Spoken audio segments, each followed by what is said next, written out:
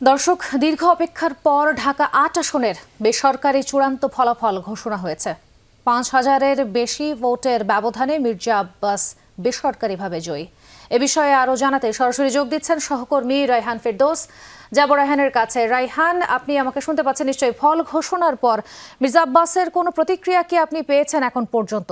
তাজনীন, ধন্যবাদ। আমরা এতক্ষণ দাঁড়িয়ে ছিলাম সেগুন বাগিচায় রিটার্নিং অফিসারের কার্যালয়ের এখানে। সেখান থেকে আমরা সরকারি ফল ঘোষণার পরে তারপর আমরা আবার এখানে চলে এসেছি।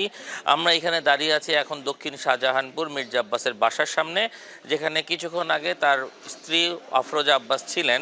তিনি কিছুক্ষণ আগেই ভিতরে চলে গেছেন এবং তিনি বলেছেন যে আমরা আসলে অনেক ক্লান্ত এবং কিছুক্ষণ পরে হয়তো বা আবার কথা বলবো। এর আগে 12টার দিকে অর্থাৎ মধ্যরাতে একবার মির্জা আব্বাস কথা বলেছিলেন অনানুষ্ঠানিকভাবে, এবং তিনি তখন জানিয়েছিলেন যে এই ফলটি যখন ঘোষণা করা হয়েছে সেটি বেসরকারিভাবে ছিল, তিনি সরকারিভাবে ফলের অপেক্ষা করছিলেন এবং তিনি জানিয়েছিলেন যে তিনি আসলে মূল সরকারি ফলাফল আসলে তারপরে তার যারা জনসমর্থক আছেন তাদের সাথে তিনি আনন্দ করবেন, তার আগে তিনি আসলে কিছু বলবেন না। আমরা যখন এখানে এসে পৌঁছাই তখন আমরা দেখতে পেয়েছি যে তার যারা জনসমর্থক রয়েছেন তারা অধীর চিত্তে বসে আছেন, যদি তাদের যিনি নেতা তিনি যদি আবার আসেন তাদের সাথে কথা বলেন, এবং সেই জন্য তারা বিভিন্ন জন এখানে অপেক্ষা করছেন এবং তারা চেয়েছেন যে মির্জা আব্বাস যদি পুনরায় এসে তাদের সাথে কথা বলেন তাহলে হয়তোবা তারা আবার এখানে থাকবেন। সো এই ছিল সর্বশেষ তাজনীন আমার কাছে।